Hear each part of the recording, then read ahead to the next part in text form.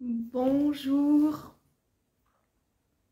bienvenue dans ce live. Ça fait un petit moment que j'étais pas venue en live et aujourd'hui je vais recevoir Clarissa. Clarissa Vasté, c'est une créatrice, une artiste, une pédagogue en bienveillance. Et mes lives, je les vois un peu comme des discussions ouvertes. Alors voilà, je vois Clarissa qui arrive, donc je t'invite aujourd'hui. Donc mes lives, je disais, c'est comme une discussion. Et aujourd'hui, c'est sur le thème de la créativité avec Clarissa. Donc c'est un sujet qui me tient à cœur. On va répondre à plein de questions. Comment nourrir cette créativité, comment l'entretenir, comment la stimuler. Certains pensent qu'ils n'ont pas de créativité. Moi, je crois qu'on a tous en nous une part créative. Et d'ailleurs, j'en avais parlé avec Clarissa. Voilà. Normalement, elle arrive.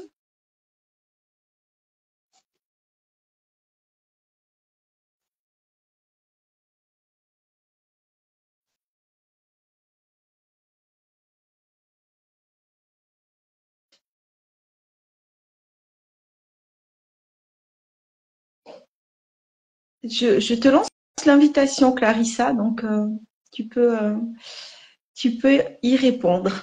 Voilà, donc j'ai invité Clarissa parce qu'il suffit de regarder son profil. Voilà, oui, Ça va? bonjour. Ça va, Oui, Hélène? est-ce que tu me vois? Non, je ne te vois pas. On avait fait un test Non, avant. toujours Donc, pas. ouais. Je sais pas si les personnes qui sont là ou pas peuvent peut-être nous dire si on nous voit toutes les deux, mais on va Oui, croiser ouais. les doigts. Et C'est pas la première fois que ça arrive. c'est pas Ça fait grave, partie on des me voit. moments. Je me vois moi, c'est bien déjà. Ouais.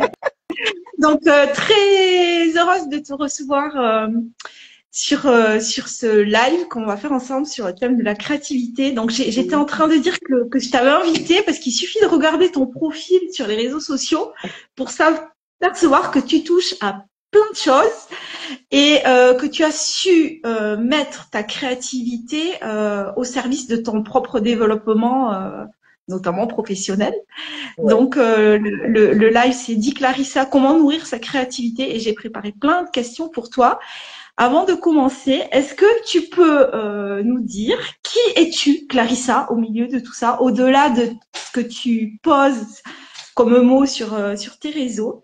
Et peut-être pour te présenter aussi, j'avais une question un petit peu de mise en bouche, puisqu'on parle de nourrir sa Ouais. créativité. Qu'est-ce Ouais. qui fait que tu te lèves toi le matin? Waouh. Alors, bah, je vais commencer par me présenter. Donc, je suis Clarissa.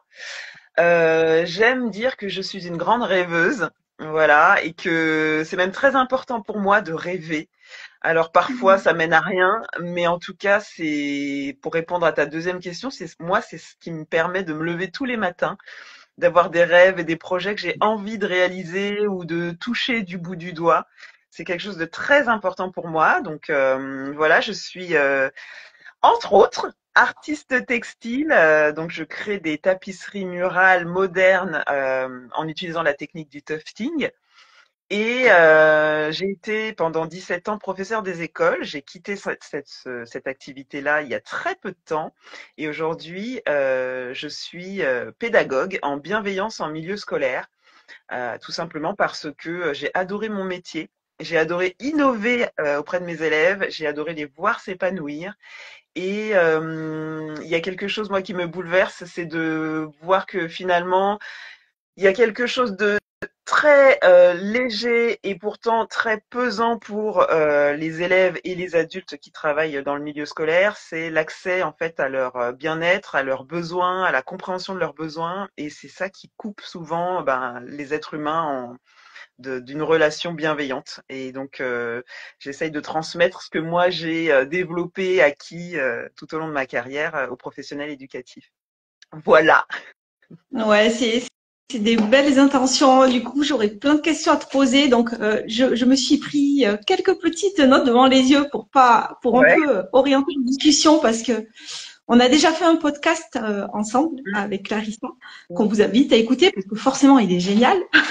Oui, forcément. Enfin, il est génial parce que c'était nous deux, mais surtout parce que Clarissa a su me poser des questions hyper pertinentes. Euh, Est-ce que tu as déjà eu à t'excuser, Clarissa, de qui tu étais? Tu vois, en termes de, parce que quand on est créatif, voilà, on peut avoir ce côté où on a l'impression, aux yeux de certains, de toucher à plein de choses, de faire plein de choses, voilà, de passer de la création textile à l'éducation, au bien-être. Euh, et voilà. Donc, est-ce que toi, tu as déjà eu à t'excuser de ça, de faire tout ça? Alors, c'est une très bonne question qui vient justement toucher une problématique que j'ai longtemps vécue avant de mettre un mot sur ma personnalité multipotentielle. C'est en fait effectivement l'incompréhension que j'ai pu percevoir dans le regard ou les réflexions et les remarques des autres en fait. Et alors, je dirais pas que j'ai eu à m'excuser, mais souvent j'ai eu le besoin soit de me justifier, soit de taire. Et en fait, c'est hyper violent de devoir se taire parce qu'on a peur de ne pas être compris. Alors effectivement, je suis passionnée par beaucoup de choses. J'ai compris quel était mon fil rouge à force de tester des choses et puis de sonder mes besoins et mes émotions. Mais les gens ne comprenaient pas parce qu'ils n'arrivaient pas à me suivre. Et il y a des remarques et des réflexions qui ont pu, moi, me blesser parce que j'avais l'impression que c'était ma personne qu'on remettait en fait en cause. Parce que ma multipotentialité et mes multipassions, c'est moi en fait. Et donc, voilà, le fait de ne pas être comprise, ça a été très difficile à vivre pour moi. Aujourd'hui, un peu moins, même si je continue voilà, de résister, j'ai envie de dire, à la part d'incompréhension des autres. Et souvent, ce sont tout simplement juste des angoisses parce qu'ils n'arrivent pas à comprendre dans quelle direction je veux aller et qu'est-ce que je veux faire exactement, quoi. Et ça, c'est pas facile à vivre, ouais. C'est pas facile à expliquer non plus. Ouais, tu vois, ça m'évoque une part inconsciente de nos Mm. peurs. Souvent, dans les personnes que j'accompagne, elle est présente cette peur. C'est la peur de s'autoriser, la peur de perdre le contrôle à partir du moment où on va aller sur cette zone de création Mm. qui a une part d'inconnu, de découverte. Et comme si finalement cette peur allait nous, enfin cette créativité allait nous couper de soi, alors que c'est au final tout le contraire. Enfin, tu vas me dire ce que tu en Mm. penses. Parce que c'est comme si sortir d'une norme, sortir des injonctions, ça nous faisait passer pour autre chose que soi, alors que finalement, moi, je pense que ça nous mène encore plus vers soi. Qu'est-ce que tu en penses, toi, de ça? Alors, c'est vrai que il y a cette histoire de cadre, de normes, de cadre. C'est assez pesant en fait.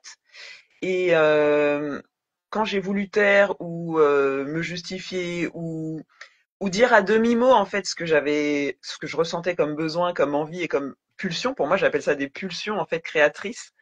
Il y a une part de soi effectivement qu'on oublie en fait, qu'on oublie complètement parce qu'on veut rentrer dans ce cadre et dans ce moule et dans ces injonctions qui ne nous appartiennent pas en fait. Et cette peur de ne pas être comme les autres ou de ne pas faire partie du même groupe que les autres, cette peur d'être différente, c'est quelque chose de vraiment très fort et de très, je dis violent parce que il y a vraiment ce côté où on s'oublie en fait. On s'oublie par peur d'être différente, par peur de ne pas ressembler au groupe.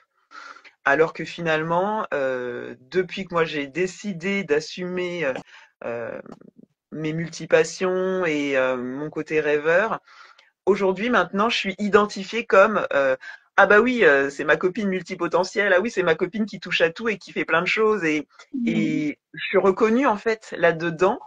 Et du coup, j'ai l'impression d'être reconnue à ma juste valeur parce que je peux m'exprimer librement et plus personne n'est choqué en fait.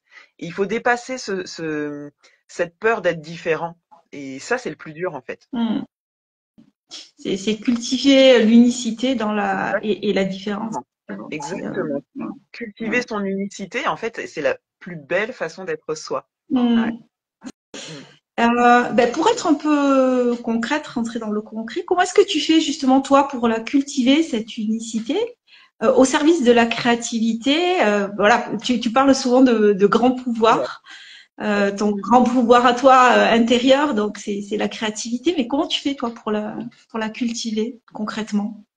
Alors, écoute, c'est une très bonne question. Je pense que pour cultiver ma créativité, j'ai été amenée à faire un vrai travail d'introspection et à aller sonder mes besoins.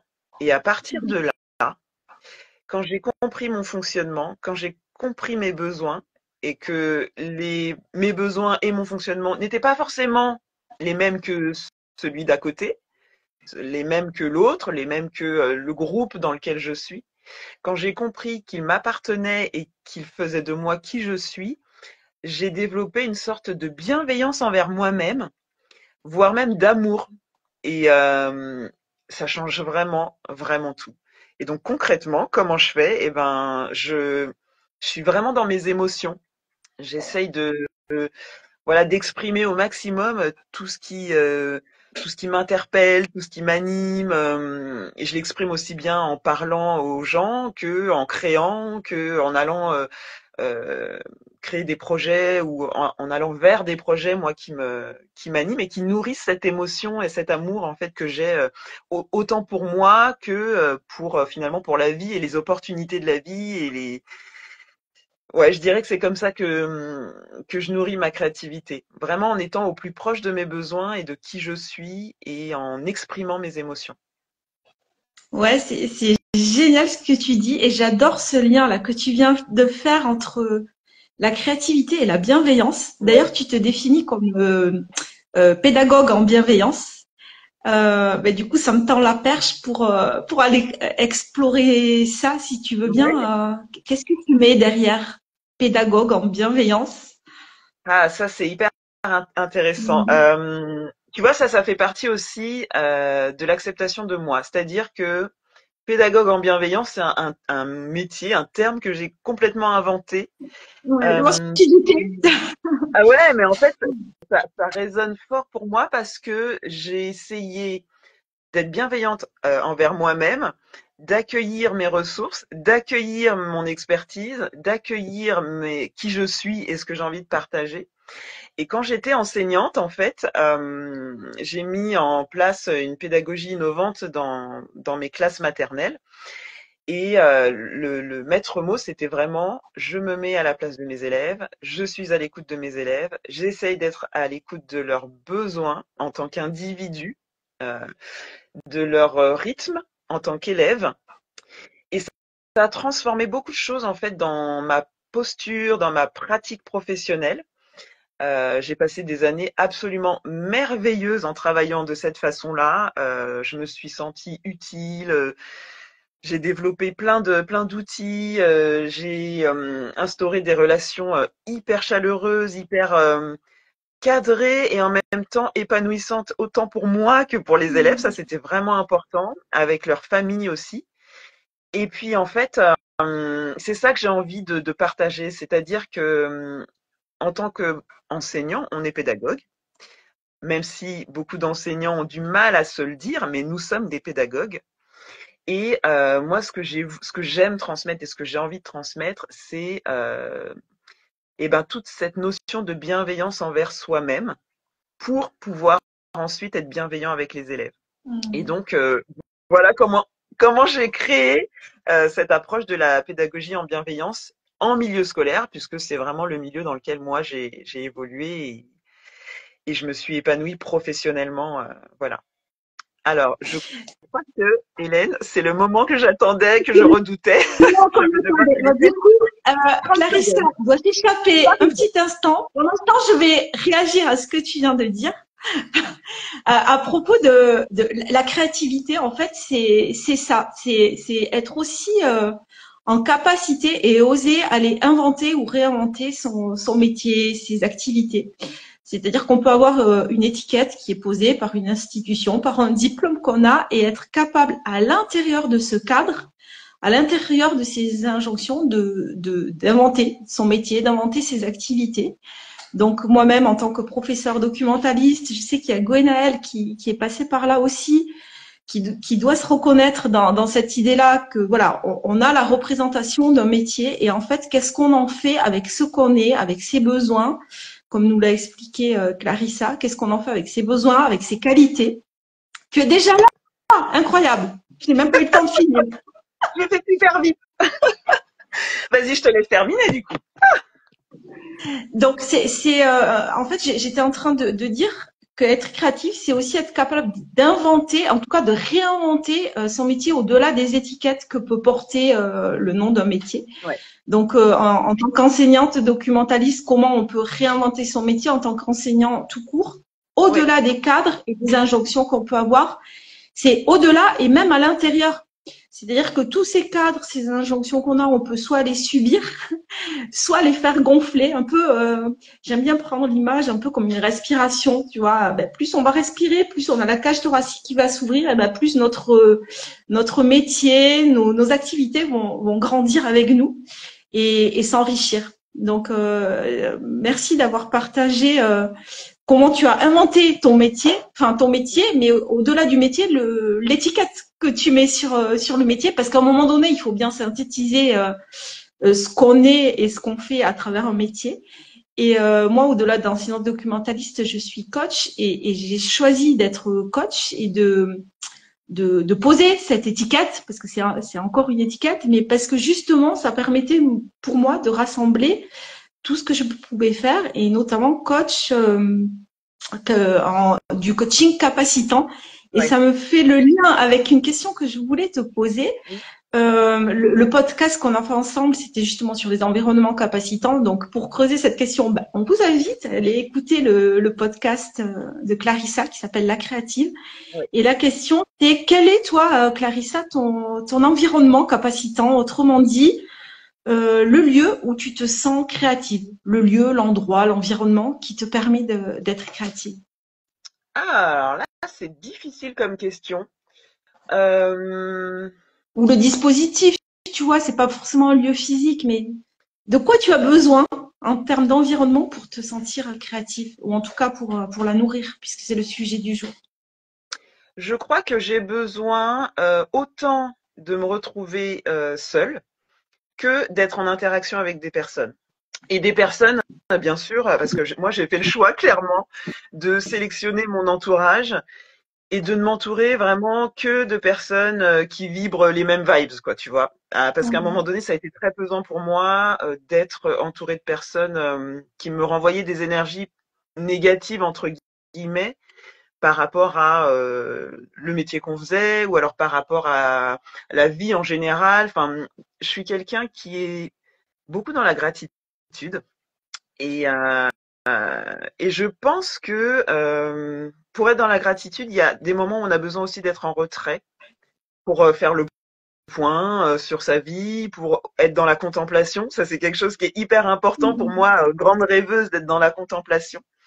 Et je dirais que c'est vraiment ça qui, moi, nourrit en tout cas ma créativité. C'est d'être dans la contemplation, dans la découverte et même des fois, je dis que je suis un peu candide parce que je m'enthousiasme de vraiment pas grand-chose. Et la gratitude, c'est aussi ça, c'est-à-dire reconnaître dans son environnement des tout petites choses qui viennent en fait nourrir cette énergie d'amour, quoi. Et je dirais, la contemplation, c'est vraiment quelque chose d'important pour moi.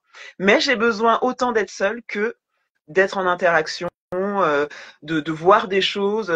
Par exemple, quand je suis à l'extérieur et que je vais faire une expo, j'ai l'impression de me plonger voilà dans un autre univers, aussi bien intérieurement que extérieurement, parce que tu te nourris des bruits, tu te nourris et, et, et pareil quand j'étais enseignante.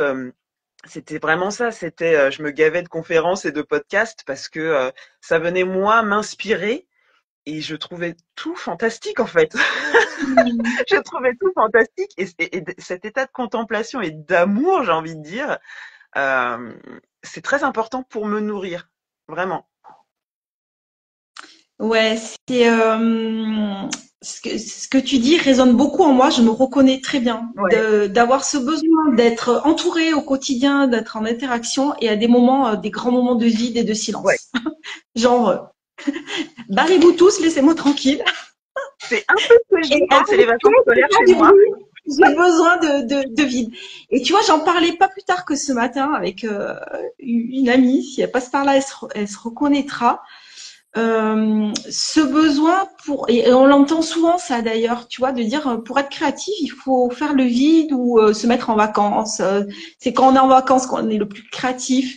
Ou même, je sais pas si c'est ton cas, mais finalement c'est quand je dors que je me sens le plus créatif parce que du coup, les réveils nocturnes avec une idée qui vient de germer, tu vois. Et parce qu'en fait, si on est tout, c'est le fameux, si on est tout le temps dans le Oui, faire, en fait, ouais, on n'a pas le temps ouais, ouais, ouais. de, ben, voilà, de Mais c'est laisser la très place à la dur. créativité. Et c'est Oui, revenir, c'est lâcher. Du coup, je vais tiens une question là-dessus, c'est comment comment tu fais, toi, voilà, pour lâcher à des moments le mental, les pensées qui peuvent s'emballer, parce que je pense qu'on se rejoint pas mal sur ça, ouais. et revenir ben, dans le corps, dans le cœur, cet espace qui est hyper créatif en fait. C'est Donc, c'est quoi tes trucs à toi pour faire ça? hyper T'as parlé de difficile. méditation, mais Non, c'est dis-nous en plus hyper concrètement. difficile. Je suis pas, je pense, une bonne représentante de ça parce que c'est quelque chose que j'ai du mal à faire, mais vraiment. Alors, je pense qu'il y a aussi quelque chose à aller travailler du côté du besoin d'être en activité tout le temps. Mais malgré tout, ça va faire plaisir à mon chéri. Moi, c'est quand je fais la vaisselle que mes idées me viennent, ou quand je suis sous ma douche, ou quand je me brosse les dents. C'est à ce moment-là, t'as oh mince, cette idée-là, faut que je la note, mais t'as rien sous la main pour la noter. Enfin voilà. Et puis quand je suis en train de marcher, alors pour revenir au corps, je prends mes baskets, je me mets en jogging et je vais marcher dans le parc en dessous, là, en bas de chez moi. Et puis alors par moment, c'est pas tout le temps, mais par moment, j'ai des cycles comme ça où j'ai besoin de nouveau de méditer, de respirer, voilà, de faire des techniques de respiration pour redescendre un peu la pression parce que j'ai tendance à me mettre beaucoup de pression et à faire énormément de choses en même temps. Ça, c'est le problème de la multipotentialité, c'est qu'on a besoin de partir. Enfin, moi, en tout cas, j'ai besoin de partir dans plein de directions différentes pour ensuite affiner, peaufiner, laisser de côté ce qui finalement me convient pas, garder ce qui me convient, mais c'est plus que nécessaire en fait dans mon fonctionnement. Et du coup, c'est difficile de ne pas être dans le mental parce que du coup, j'ai tout le temps, mais j'ai l'impression que ça ne s'arrête jamais, donc c'est insupportable. Et la seule façon d'y arriver, c'est vraiment la méditation ou alors le fait de d'aller marcher. Ça me fait beaucoup de bien. Voilà. Ouais, et je pensais à tes, j'ai perdu le terme, tes productions artistiques Ouais, en textile. oui, Euh, tu vois, donc ce type de création, on est à la fois dans la création et à la fois dans le lâcher prise du mental. Tu vois, donc comment tu situes ça, toi, enfin, au moment où tu crées tes œuvres? Est-ce oui. que c'est des moments de création ou au contraire des moments de ressourcement, tu vois? Comment un vient alimenter l'autre Ah, finalement? très intéressant comme question. J'ai envie de te dire maintenant, là, tout de suite, que ça dépend de la création que je fais. Par exemple, quand je peins des aquarelles abstraites, alors là, oui, je suis mais en évasion totale. Je laisse couler, je laisse les encres fusionner, j'adore contempler les effets. Enfin, vraiment là, je suis coupée. Par contre, quand je fais du tufting, je suis concentrée sur le pistolet, je réfléchis à comment ma ligne elle est droite ou pas droite, il faut que j'aille regarder la découpe derrière. Donc, je suis moins dans un état de comment dire de coupure, mais je suis encore beaucoup dans le mental à ce moment-là. Ça dépend vraiment des créations. Mais alors pour le coup, la peinture, c'est magique pour ça, quoi. C'est vraiment magique pour ça. Après, c'est vrai que quand je fais mes finitions, par exemple, dans le tufting, en fait, il y a des moments en fait où il va falloir tondre la laine, sculpter et d'être dans le toucher de la matière. Euh, ça me coupe aussi.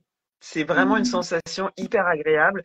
Et souvent, les finitions durent longtemps, mais je ne vois même pas le temps passer parce que je suis tout le temps en contact avec la matière, avec la laine, c'est doux, je sculpte les formes.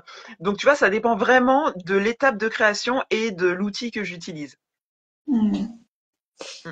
Euh, Est-ce que tu penses qu'on est tous créatifs? Les personnes qui nous écoutent, là, qui se disent, oh là là, ok, Clarissa est hyper créative, mais moi pas du tout. Bien sûr qu'on est tous créatifs, Et, surtout et que du coup, c'est en même temps, je me dis, donne-nous, toi, ta définition justement de la créativité.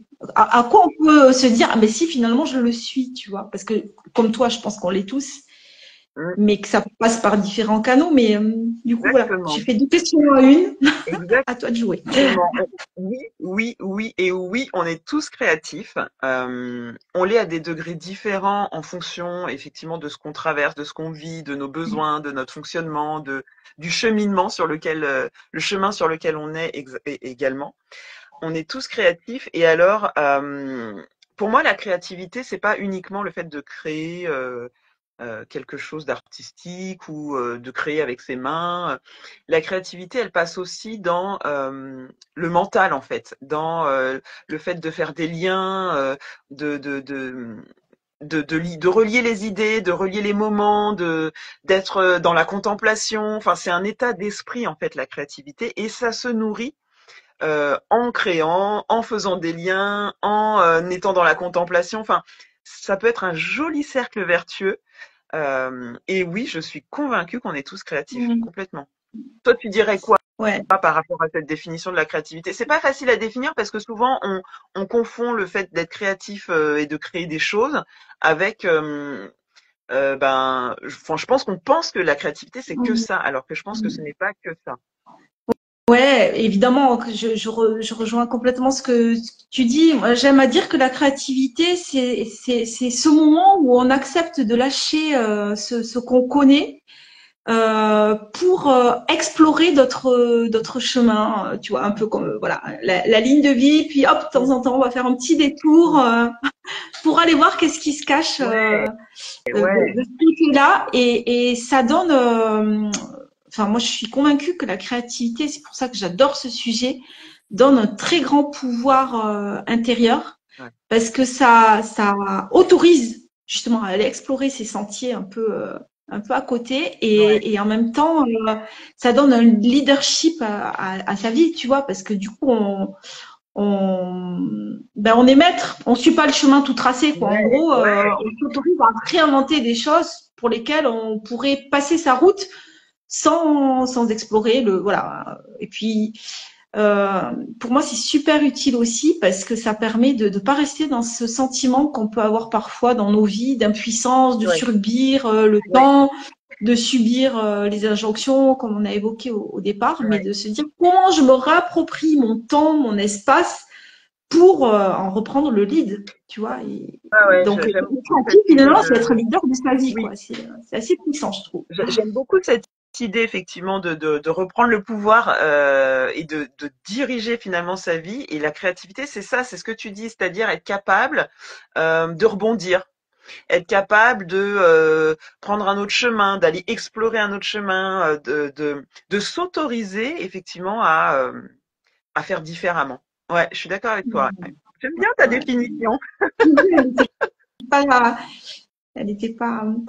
Et qu'est-ce que, qu'est-ce que t'en penses toi de cette idée que quand, enfin, c'est une autre idée pour aller plus loin aussi, quand on est réactif, tu vois, aux choses, quand on se met en colère, ça bloque la créativité. Parce qu'au lieu d'être, on est plus dans la réaction à plutôt que la création, tu vois. Ah, c'est intéressant ça.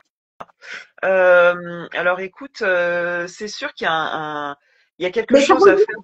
ça rejoint ce que tu as dit sur les émotions, en Oui, fait, tout à l'heure. c'était ça que je voulais développer, c'est-à-dire qu'il y a quelque chose dans la, j'aime pas dire la gestion, mais la régulation de ses émotions, en tout cas Mhm. la compréhension de ses émotions, qui aide effectivement à ne plus être dans la réaction et plutôt, j'aime bien comment tu dis ça, d'être dans la création.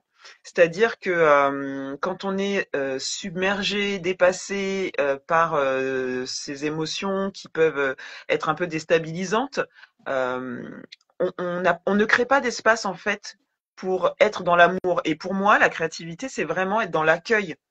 Et donc, quand on est comme ça bloqué dans des émotions qui peuvent être bloquantes, limitantes et même douloureuses, on peut pas en fait se créer cet espace-là. Ouais, c'est hyper intéressant. Pour moi, les émotions, enfin, c'est des, comment dire, c'est comme une baguette magique, quoi. C'est-à-dire que quand on arrive à aller les sonder, les interroger, les accueillir, on développe mais tellement de choses en termes de connaissance de soi qui ne sont que bénéfiques en fait. Mm. Ouais, tu vois, on va arriver au bout de ce live parce qu'on voulait le faire pas trop long et en même temps on pourrait aller explorer tellement encore Ouais. le sujet. C'est Mais passionnant comme sujet. je te remercie parce que à travers tes réponses, tu nous montres bien que oui, tu es créative dans le sens artistique, mais ça va tellement plus loin en fait, parce que Ah ouais.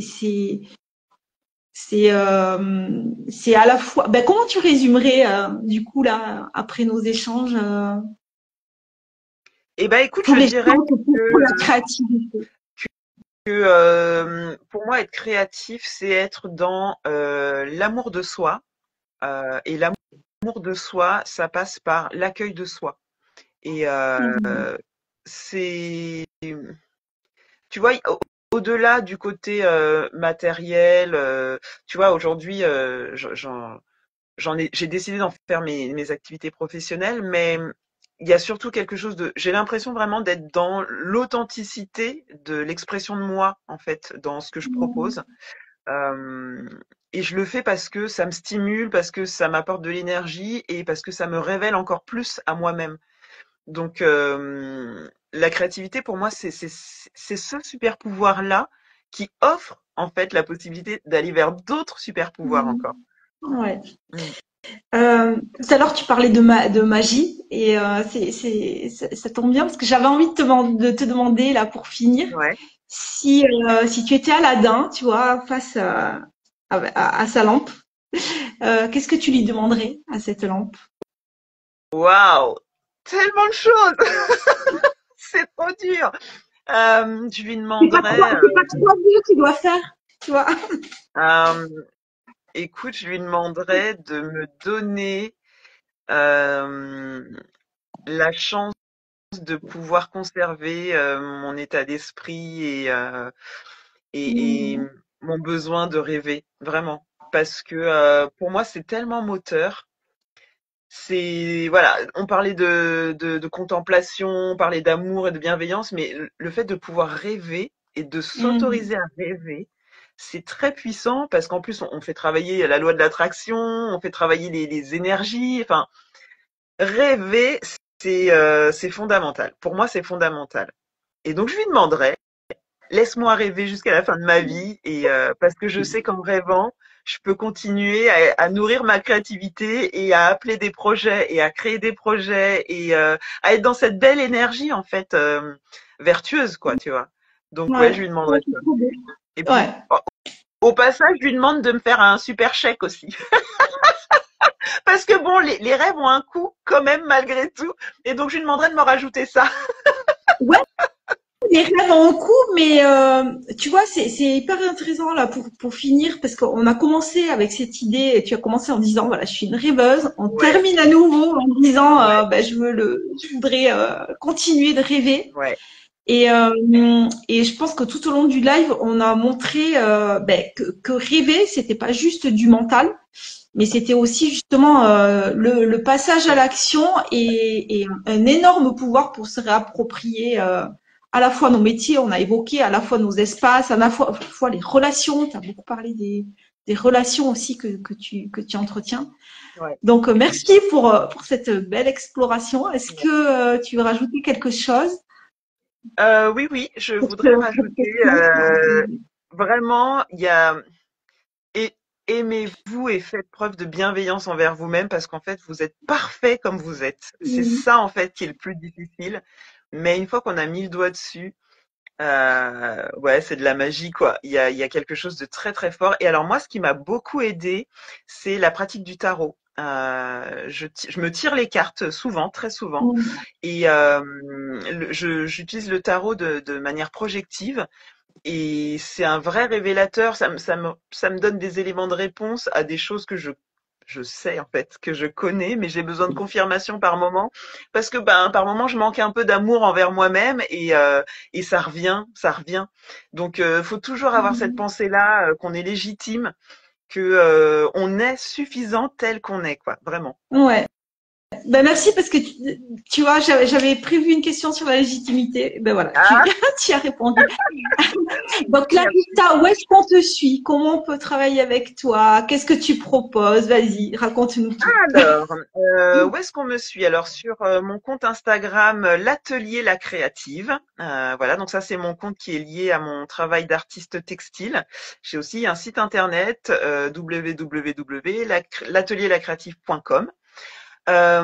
Et alors, tout ce qui concerne la pédagogie en bienveillance, c'est sur le compte Et si on repensait l'école? Et vous pouvez bien sûr retrouver déjà les lumineuses personnes qui sont venues et qui sont Mm. intervenues sur le podcast pour parler de leur vision de la bienveillance, de leur vision, de leur chemin personnel, voilà, au travers de leur activité de professionnel éducatif. Donc le podcast s'appelle La Créative. Et il porte hyper bien son nom parce que effectivement, c'est comment on réinvente le métier Et d'enseignant. exactement. Et chacun à son façon. Tous les profils sont hyper différents et ça montre, ça met beaucoup de joie à écouter ton podcast, en tout cas. Merci, Merci surtout que pour ce ce que tu podcast, proposes. à la base, ce podcast, c'était pour des artistes et des créateurs, parce que au début, enfin, comme je suis passionnée d'art et d'artisanat, c'était vraiment d'essayer de comprendre quel cheminement personnel et quelles ressources intérieures, en fait, les créatifs étaient capables de générer, en fait, pour pouvoir créer. Et puis, par voie de fait et de façon très logique, j'en suis arrivée à interviewer des professionnels éducatifs et c'est là qu'on se rend compte que oui, on est tous créatifs, il suffit juste d'aller allumer cette petite flamme là dans notre cœur. Voilà. Ben, merci beaucoup, Clarissa, et à très Merci à toi, bientôt. Hélène. Merci beaucoup. Bye bye. Bye bye à tout le monde. Merci d'être passé et d'avoir écouté ce live. Merci, oui.